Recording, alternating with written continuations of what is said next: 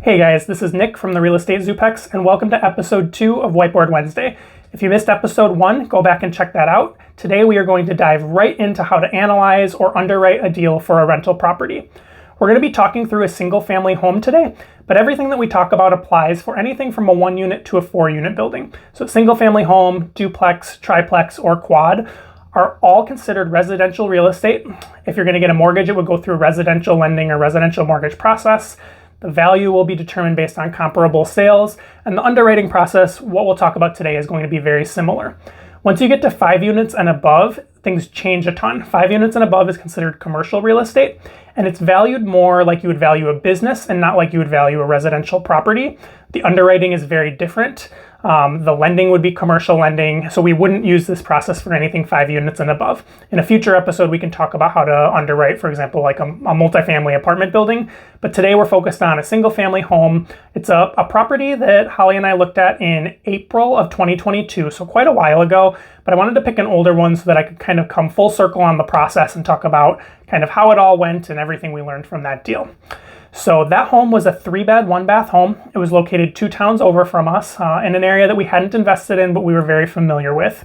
It came on the MLS listed at $175,000, and we knew just from looking at properties all the time that that was priced low and it was likely to get a bidding war. This was right around the time that interest rates were starting to go up, but the market was still pretty hot. And they also put in the description, it was listed on a Saturday morning, best and final offers by 7 p.m. on Monday. So we knew that they were anticipating a bidding war as well. For a lot of people, this will scare them away. For us, I don't have any issue with that at all because we run our numbers. We determine what price we can offer on that house where it makes sense financially as an investment. And if you get it, great. You got a deal that makes sense for your numbers. If you don't, no problem at all. You move on to the next one. A lot of people get emotionally attached or invested, even to investment properties. And it's really important if you're buying a property to be a rental for an investment to not be emotionally attached to it.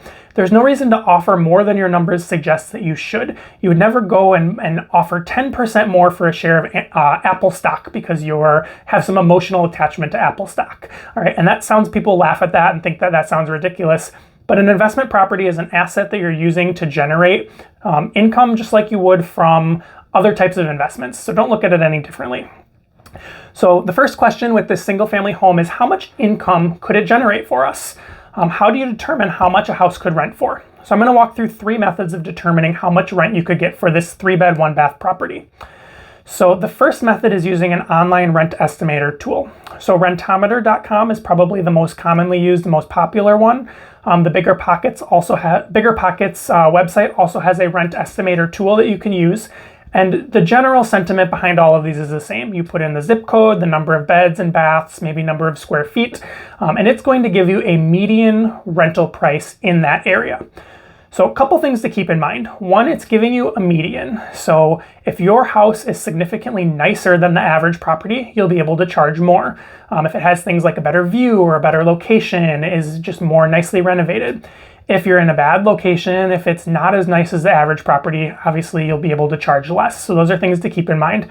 The other thing is the number that it's giving you is the output. And like any of this, the output is only as good as the inputs that you're given. So if it's telling you that it is giving you a median based on 3 homes that were rented in 2019, right, that doesn't mean anything anymore. First of all, the sample size is too small. If you don't have a bell curve, you're not going to get a good median. And also, 4 years ago, the rental market was completely different. If it's telling you that it's based on 25 properties from the last 6 months, I feel much better that the median is going to be more accurate. And again, this is intended not to tell you exactly what you could get for your property, but to just give you a general idea of where to start. The second method that you can use is talking to either a real estate agent or realtor or a property manager that is in that area. So if your real estate agent ideally is an investor themselves, or if they work with investors regularly, they will likely have a pretty good sense of what you could get for rent in different areas. Keep in mind that in certain markets, there can be a lot of variation kind of between submarkets and different neighborhoods. So right, a real estate agent in Chicago is not going to know all 80 neighborhoods in Chicago. But hopefully you're working with somebody who has familiarity with the area that you're looking in and may be able to provide you information on how much rent you could get for different properties. If you're going to use a property manager, asking the property manager that you would actually like to manage that property, they're going to be able to give you a really good sense of what they think they could get for rent on that property as well. The only downfall to those approaches is neither a real estate agent or a property manager makes any money until you actually close on a property. So if you have to analyze 50, 100 deals before you actually land one, and you're sending your real estate agent 100 deals and asking how much rent you can get, and you're sending those to your property manager asking for rent, they're not going to get paid until you actually close on a property and actually hire the property manager. They may eventually stop responding to you or stop providing that information if they don't think you're serious, if they think you're just analyzing a million deals and never actually going to make an offer. So I think it's a good place to get information, but you need to have some discretion in using that approach. The third method is to do your own kind of deep dive into the market, and this is what I would recommend. So Holly and I have a spreadsheet for rentals, and we have a tab for 2-bed, 1-bath, 2-bed, 2-bath, 3-bed, 1-bath, 3-bed, 2-bath, etc. And every time a home is listed for rent, we go put it into the spreadsheet. So we have a tab of 2-bed, 1-bath rentals that have gone on the market, 2-2, etc. And that allows us to go in and see kind of a bunch of comparable properties. So we do, for each time a property gets listed, we list the address, we list the square footage, we list on a scale of 1 to 10 how nice it is. 10 is it looks like it's straight out of an HGTV magazine. 1 is it's a hoarder house, it's got to be gutted to the studs, just to give us a sense of how nice the property is. And then any other comments that would be significantly relevant to the rent. So if it has a great view, if it has a great location, if it's on 5 acres, right? Those are all things that would lead to a higher rent. So for example, for this property, we went in and we saw there were 4 comparable properties that were 3-bed, 1-bath in the similar area. 2 of them had gone up for $1,500 and 2 of them had gone up for $1,700. Both of the $1,500 properties were really nasty, right? They were things that I would say were not comparable to the house that we were looking at all. The 2 that were listed at $1,700, one of them was not very nice, but it was right by like the walking area of downtown by all like the cafes and breweries. So it had great location, but was just kind of really old and outdated. The other one for $1,700 was pretty nice, not quite as nice as the one we were looking at, but pretty nice, but farther away, not walking distance to the downtown area. The house that we were looking at was both walking distance to downtown and nicer than either of them. So we knew that $1,700 as a starting point, and then we could go up from there. So we were looking at probably $1,800 to $1,850 as the range for being able to get rent for this property. So I'm going to put in $1,825. We always prefer to go a little bit under and get it rented out quickly because the longer a property sits, at $1,800 a month, if it sits for 10 days, that's $600 of possible income that you lost. If you're going to charge an extra $50 a month, that takes you a whole year to make that $600 back. So we prefer to go a little bit lower and try to reduce that vacancy, get the unit filled as quickly as possible. So the way I would recommend using those 3 methods, I would recommend using the rent estimator tool when you are evaluating markets. If you're trying to decide, am I going to invest in, if you're not going to invest where you live, if I'm going to invest in Kansas City or San Diego or Florida, use the rent estimator tool to get a sense of what the rents are in those markets so you can generally decide what market you want to invest in.